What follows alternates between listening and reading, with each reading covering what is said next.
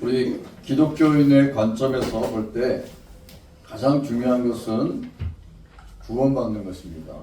하나님의 은혜로, 하나님의 예정과 선택과 은혜로 구원받는 것. 그리고 그것을 제외하고 우리가 일생을 살아갈 때 가장 중요한 것이 뭘까? 직업을 얻는 것도 중요하고, 자기가 어떤 이제 일을 평생 무엇을 할 것인가 이것도 상당히 중요하지만 가장 중요한 것은 결혼입니다. 결혼. 이것은 아더 핑커라고 하는 이제 영국의 목사가 개신교 목사가 히브리서 13장 4절을 강해하면서 한 얘기기도 해요. 히브리서 13장 4절 말씀이 뭐냐면은 결혼을 귀히 여기고 모든 사람은 결혼을 귀히 여기고 침소를 더럽히지 않게 하라. 음행하는 자들과 간음하는 자들을 하나님이 심판하시라. 이 말씀이에요.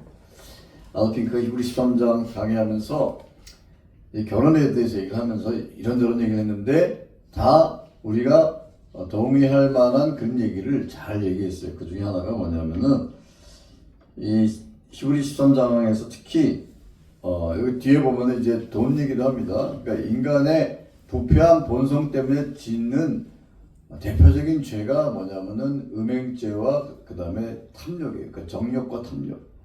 우리의 욕망이 여러 가지가 있잖아요. 뭐 물질에 대한 욕심, 뭐 식욕, 뭐 수면욕, 여러 가지 욕구가 있지만 인간의 부패한 본성에서 나와서 저지르는 죄, 특히 이 아더 핑클은 이게 남자들 문제라고 얘기를 합니다. 둘 다. 남자들이 저지를 수 있는 특별한 방식의 죄가 뭐냐? 바로 이 정욕과 그 다음에 탐욕이라 이게 물질에 대한 욕심, 그 다음에 그 음란 음행 이런 것이다 이렇게 얘기를 합니다. 그래서 이제 결혼에 대해서 얘기하면서 그러면 이 결혼이라고 하는 것은 뭐냐? 하나님께서 세우신 여러 가지 제도들이 있습니다. 우리가 보통 뭐 창조 규례라고 해서 이게 하나님이 이 이 지구에 사는 모든 인간들에게 주신 보편적인 제도가 결혼과 노동과 안식이에요.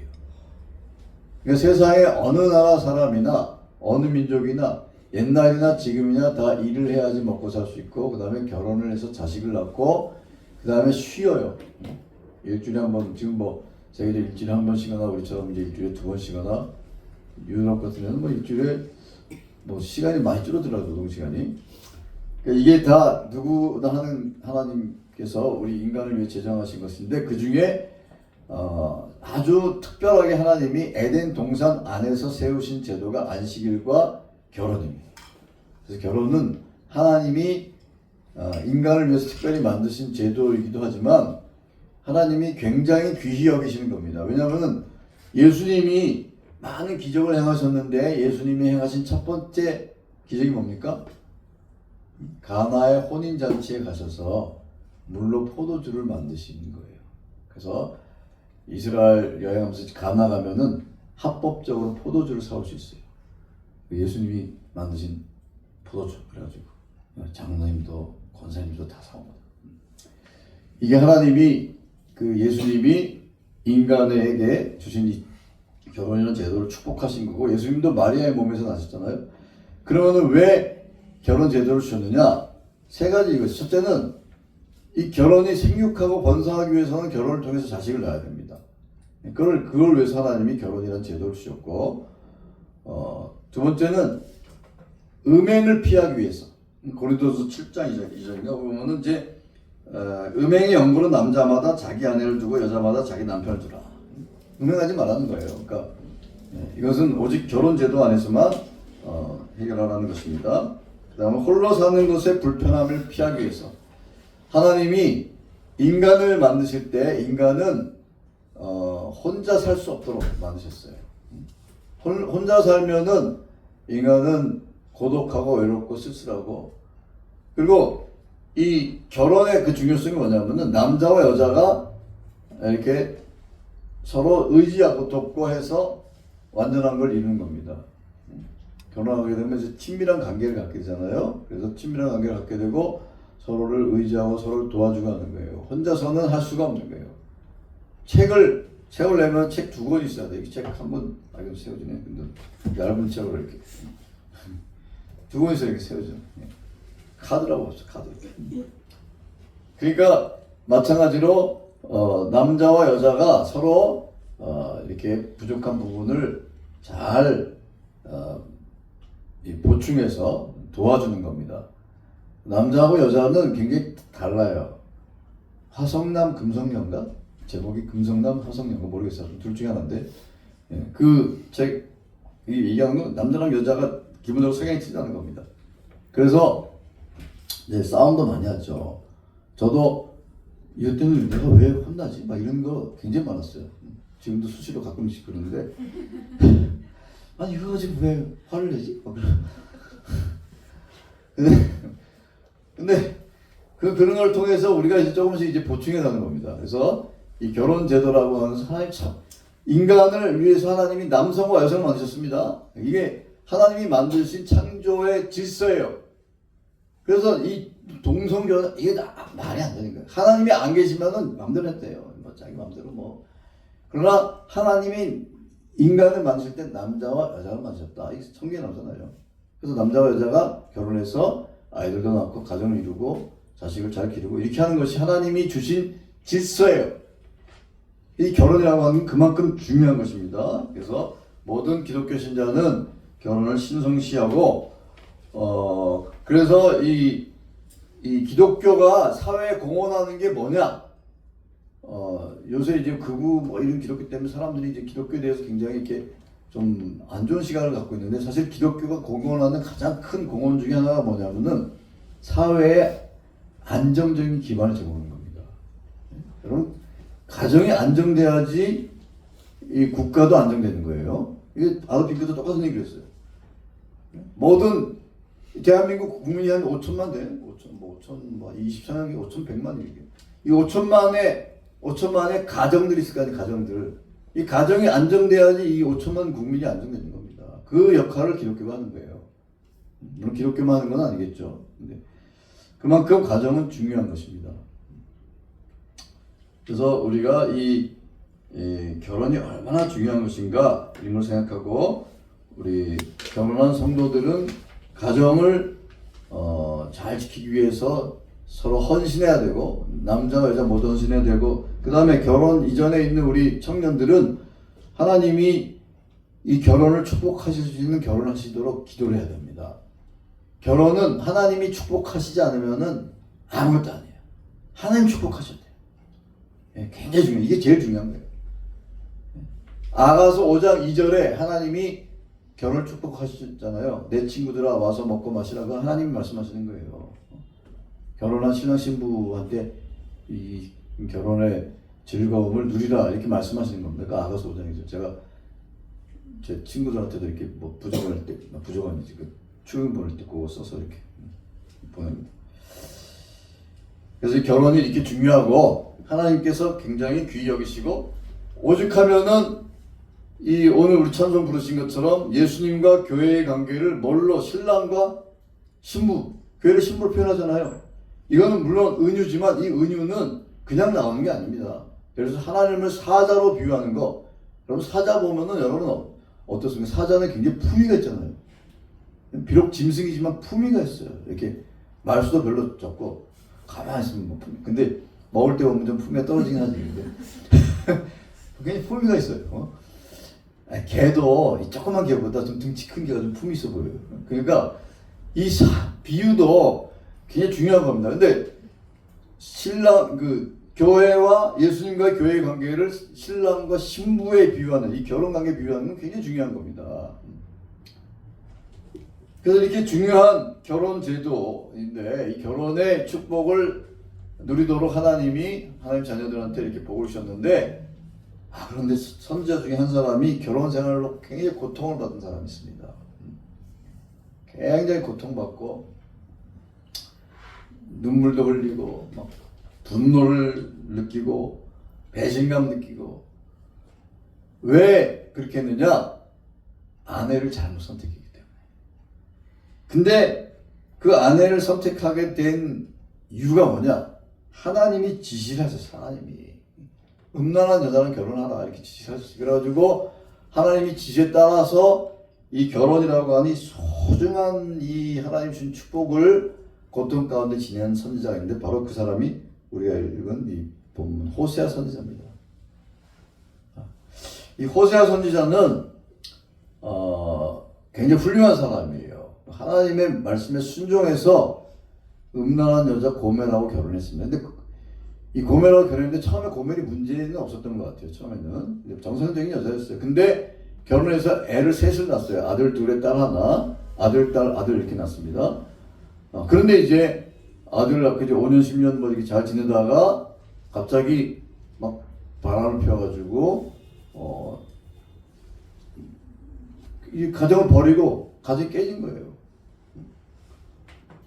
그래가지고 여기 보면은 그녀가 사랑하는 자를 따라갈지라도 믿지 못하고 이 사랑하는 자 여기 2장 2절, 2장 7절, 2장 3절, 3장 1절 이런 데 나오는 이 말씀들이 이 실제적인 거냐 비유냐 뭐 이런 거 가지고 막 학자들이 굉장히 막 의견이 분분합니다. 여러분 호세아서는 제가 볼 때 굉장히 해석하기 어려운 책 중에 하나예요. 왜냐하면은 호세아의 결혼이 실제적인 것이었느냐라는 문제부터 제기돼요. 왜 이런 의문을 품냐면은 호세아가 정말 음란한 여자랑 결혼했다면은 아니 호세아는 선지자인데 하나님의 말씀을 대언하는 선지자인데 사람들이 선지자의 말을 들으면서 저 사람은 자기 부인이나 잘 관리하지 좀 뭐야 이렇게 생각하지 않았겠느냐. 품행이 방정하지 못한 여자랑 결혼했을 때 하나님의 말씀이 선포됐을 때 그 말씀이 과연 성도 듣는 사람들한테 잘 들렸겠느냐 이런 의문을 제기한 겁니다. 그래서 여러분이 잘 아시는 그 칼빈 아시죠? 네, 칼빈 종교개혁자 칼빈도 호세아서를 해석하면서 호세아의 결혼은 실제 아니라 비유다 이렇게 잘못 해석했어요. 잘못 해석한 겁니다. 호세아서에 나오는 모든 이야기들을 종합하면은 호세아는 실제로 결혼을 한 거예요. 그런데 음란한이란 말은 하나님이 보실 때 그러니까 하나님의 말씀이잖아요. 하나님은 이 여자가 음란하다는 걸 잘 알고 있어요. 왜냐하면 하나님은 미래를 보시니까. 그런데 호세아가 결혼할 시점에는 그냥 정상적인 평범한 여자였어요. 그래가지고 애를 셋이나 낳은 거예요. 나하고 결혼 잘 살았어요. 근데 이 여자가 어느 순간에 바람을 핀 거예요. 아마 여자 입장에서는 호세아가 너무 재미가 없었을 수도 있어요. 호세아는 하나님의 선지자니까. 그래가지고 세상으로 가가지고 아주 이렇게 방탕한 생활을 했습니다. 여기저기 호세아서에 퍼져 있는 이렇게 말씀들 읽어보면은 그녀가 사랑하는 자를 따라갔다. 이 말은 사랑하는 자라는 것은 자기의 이 육체의 어떤 정욕, 소위 말하면 애정을 위해서 가정을 깬 거죠. 이 사랑에는 여러 종류가 있다고 그러잖아요. 에로스, 필로스, 그다음 아가페 이런 거 들어보셨죠? 결혼도 처음에는 연애 감정으로 결혼하잖아요. 눈에 뭐가 씌어가지고 막 연애 감정으로 결혼하는데 그거 1년 이상 가기 어렵습니다. 그게 5년 이상 가는 사람은 정신과 상담 받아야 돼요.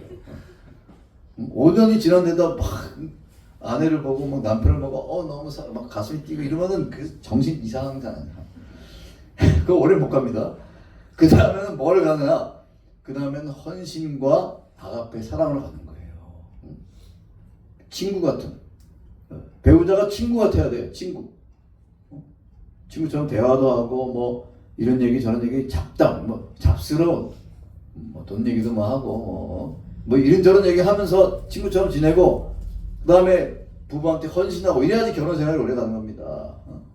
근데 10년 지났는데도 연애 감정 찾고 이러면 이제 큰일 나는 거예요. 이제 큰일 나는 거. 재떨이 부인처럼 엠마 부인 그런 소설이 사실 나쁜 소설이 다 보바리 부인이니 그거 정말 나쁜 소설입니다. 그거 여러분 무슨 메디슨 카운티의 다리 같은 거 다 폭파시켜야 돼 이거. 그게 무슨 정말 근데 그런 게 사람들한테 막 그 가슴을 막 하고 영화가 그런 게 되잖아요. 아주 밋밋한 사람이면 영화 빵점, 평점 5점, 3점. 이게 이 세상이에요. 그러니까. 근데 이제 이 고멜이 이제 그런 바람이 난 거예요. 그래가지고 가정이 깨졌어요. 가정이 깨져가지고 여러분 2장 7절을 보면은 뭐라고 했냐면 그는 내 아내가 아니요 나는 그의 남편이다. 이것은 이혼 선언한 겁니다. 이제 가정이 깨진 거예요. 바람 폈으면 가정이 깨진 거예요. 이미 가정이 깨졌어요. 그 고멜이 가늠한 거예요. 3장 1절에 보면은 한번 3장 1절 찾아보세요. 우리 학교 본문인데 하나님 뭐라고 하셨냐면은 이스라엘 자손이 다른 신을 섬기고 건포도 과자를 즐길지라도 이 건포도 과자라는 건 뭐냐면은 건포도 뭔지 아시죠? 건포도 말리면 달달하잖아요. 그러니까 옛날 사람들도 달달한 게 먹고 싶은 거예요. 그러니까 건포도 이렇게 말려서 아마 바알 제의가 치러질 때 바알이 풍요를 가져다 주는 신이잖아요. 이 가나안 사람들은 바알 신상 요만하게 조그만 거를 들판에다 이렇게 세웠어요. 농사 잘 되라고. 그리고 바알한테 뭔가 풍요 제의를 할 때 그 건포도 과자를 먹으면서 이렇게 지켜보는 거예요. 그걸 얘기하는 거예요. 그와 같지라도 야훼께서 그들을 사랑하나니 너는 또 가서 타인의 사랑을 받아 음녀가 된 그 여자. 이게 누구예요? 고멜이에요. 근데 이제 어떤 학자들은 이거 딴 여자다 이렇게 또 주장하는 사람도 있어요. 그러니까 아까 얘기한 것처럼 과연 호세아가 진짜로 은은한 여자를 결혼했느냐 이거 하도 이게 골치 아프니까 이 여자에 대해서 막 여러 가지 추측을 하는 거예요. 이 여자가 무슨 가나안 의식에 참여했던 여자다. 결혼 전에 어떤 성관계를 갖는 그런 가나안 의식에 참여했던 여자다. 아니면 제의적인 매춘부다. 그런 뭐 여러 가지 뭐 견해들이 있지만 그 다 쓸데없는 짓이에요. 왜냐면은 호세아가 실제로 고멜이라고 하는 여자랑 결혼했고 결혼한 시점에는 아무 문제가 없었어요. 정상적인 여자였는데 이 여자가 아들 둘에 딸 하나 놓고 잘 기르다가 바람이 펴가지고 딴 남자들하고 막 사랑에 빠지고 그러다가 결국 뭔가 몸값을 지불해야 되는 그런 상황에 빠진 겁니다. 왜냐면은 이 고멜이 호세아가 2절 보시면은 은 15개와 보리 한 호멜 반으로 샀다 그랬잖아요. 은 15개와 보리 한 호멜 반은 이 세겔을 치면 대략 은 30세겔 정도예요. 은 30세겔. 은 30세겔은 노예 몸값입니다. 그래서 이걸 가지고 이제 고멜이 누구의 그 노예가 됐다 이렇게 주장하는 사람도 있는데 그것보다는 그냥 뭔가 어떤 몸값을 주고 사야 될 그런 상황이에요. 그게 뭔지 모르겠어요. 하여튼 범죄 집단에 속을 있었는 건지 뭔지 모르지만 몸값을 주고 사야 되는데 이제 흥정하면서 30 자기 사람의 몸값이니까 주고 사왔다는 겁니다. 사왔는데 호세아가 뭐라고 하냐면은 3절이 중요한 겁니다. 3절 보세요. 그가 그녀죠. 그녀. 고멜한테 뭐라고 했냐면 너는 많은 날 동안 나와 함께 지내고 음행하지 말며 다른 남자를 따르지 말라. 이제 옛날처럼 살지 말라는 거예요. 내가 당신 이제 가정으로 돌아와라. 왜냐면 이 고멜도 그 방탕한 생활을 하면서 가정으로 돌아가기를 기다렸을 겁니다. 남편을 기다렸을 거라고 생각해. 안 그러면은 가서 돈 주고 찾아올 때 따라왔겠어요? 난 싫어. 뭐 이런 그거잖아요. 그냥 따라온 거예요. 왜냐면은 이게 이제 그 방탕한 사람의 특징이 뭐냐면은 그 방탕한 게 너무 좋아가지고 가정을 깨우고 그러는데 그러면은 거기 가가지고 더 좋아질 거라고 착각을 하는 거예요. 이 남자들이 그 술집 여자가 막 이렇게 막 살살 막 말 맞춰주고 그러면은 막 술집 여자한테 막 돈 주고 그러는데 돈 벌려고 하는 거예요. 돈 벌려고. 그것도 모르고 막 좋아가지고 그러는데 부인은 이제 막 떽떽거리고 소리 지니까 막 싫어하고 그러면 안 되는 거예요. 그런데 그래가지고 바람 펴가지고 거기 가면은 모든 거 다 뺏긴 거다. 뭐 파멸. 이게 딱 그 이스라엘과 하나님과의 관계를 상기하는 겁니다. 제가 조금 이따 설명하겠지만 그래가지고 이제 고멜도 피폐해진 삶을 살다 보니까 남편이 그리워지는 찰나에 이제 호세가 가가지고 몸값을 지불하고 이제 데려오죠. 그렇지만 중요한 건 뭐냐면은 아내의 지위를 회복하는 시간이 필요한 거예요. 그리고 호세아로서는 얼마나 많은 상처를 입었으며 이 분노, 배신감, 고통 이게 얼마나 컸겠어요. 그러니까 이 감정이라는 게 그 한순간에 사라집니까? 시간이 필요한 거죠. 그래서 당신 내가 데려오긴 했지만 아직 아내의 지위를 회복하는 시간이 필요하다. 좀 두고 봐야 되겠다. 더 이상은 방탕한 생활하지 말라. 이렇게 하고 나도 내게 그리하리라.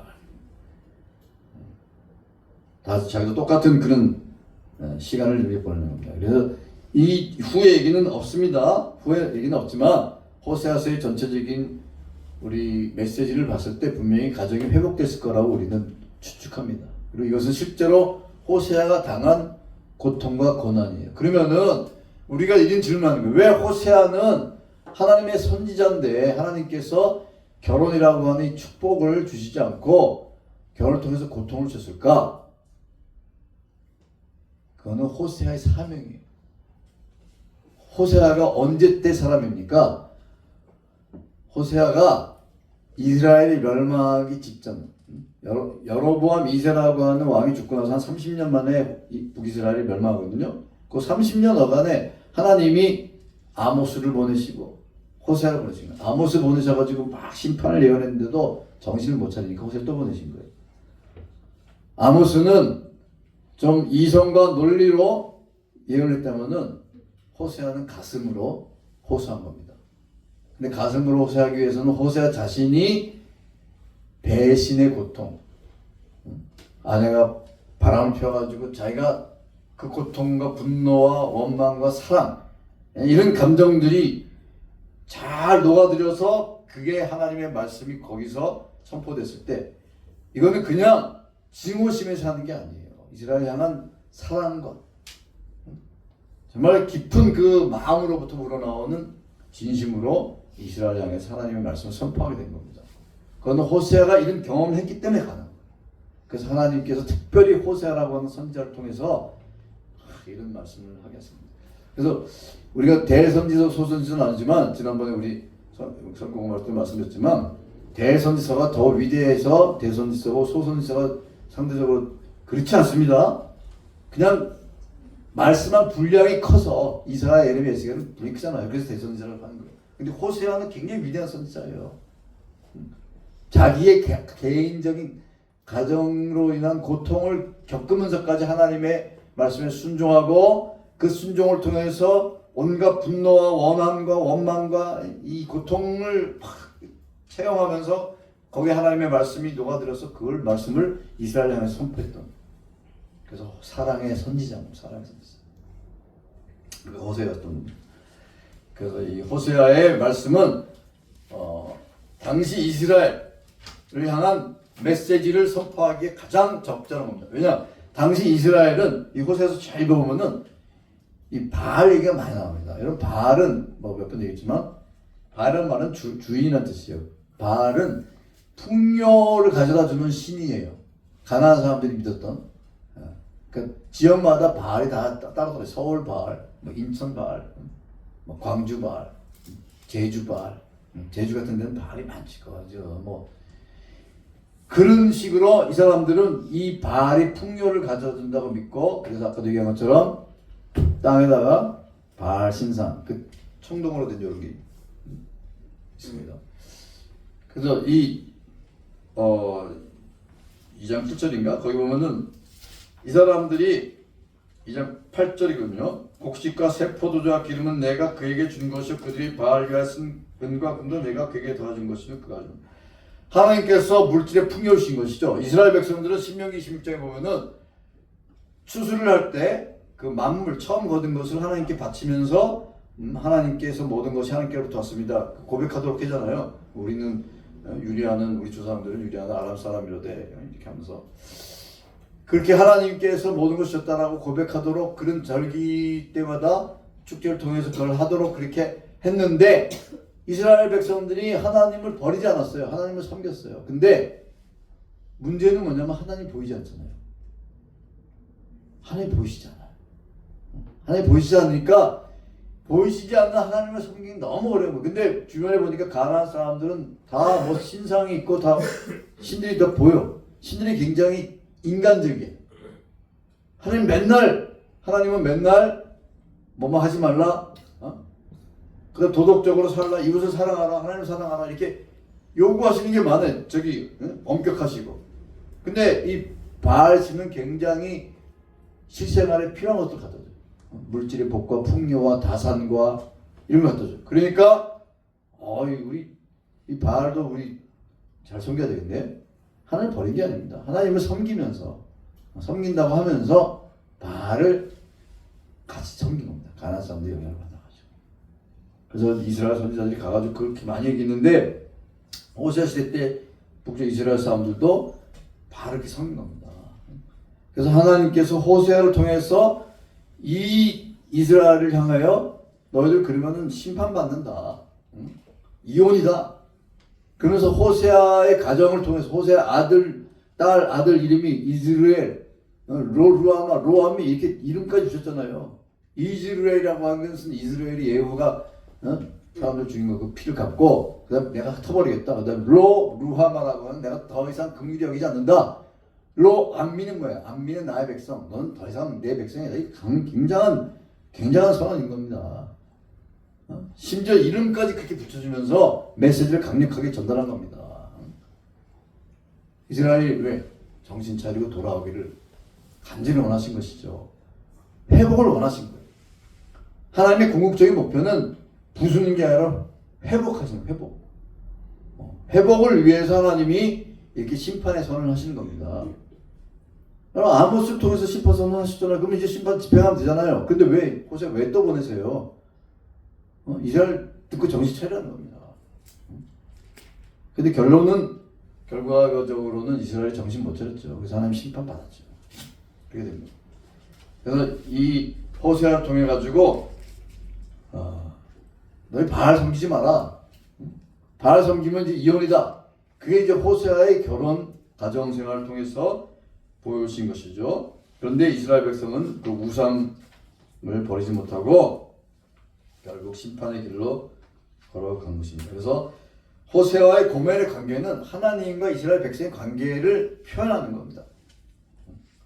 그것이 단지 비유가 아니라 실제적으로 호세아가 결혼 생활을 통해서 고통을 당했고 자기가 느끼는 그 감정이 또 사랑 이런 것들이 고스란히 녹아서 이스라엘 백성을 향해서 하나님의 말씀을 선포를 했던 것이.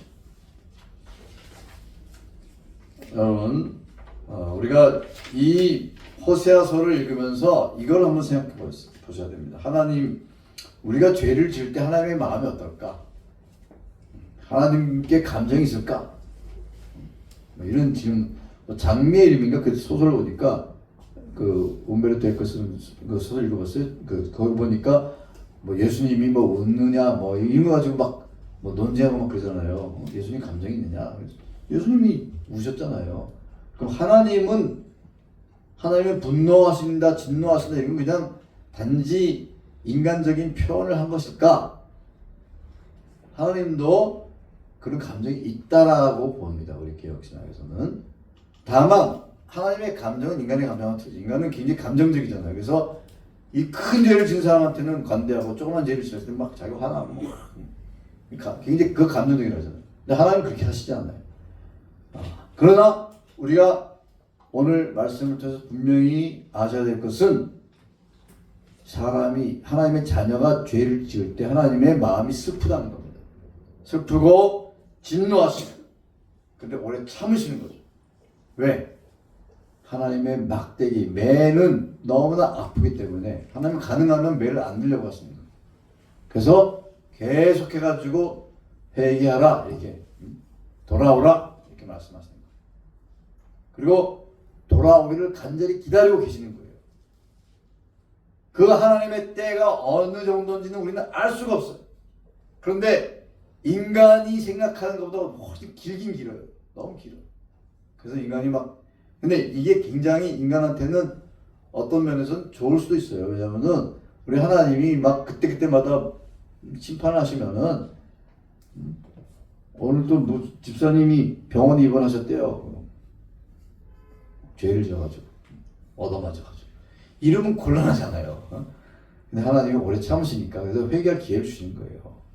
그래서 오늘 말씀을 통해서 그동안에 이런 생각을 여러분들이 해보셨는지 모르겠지만 우리가 지을 때 하나님의 마음이 얼마나 어떨까 한번 생각을 해보셔야 됩니다.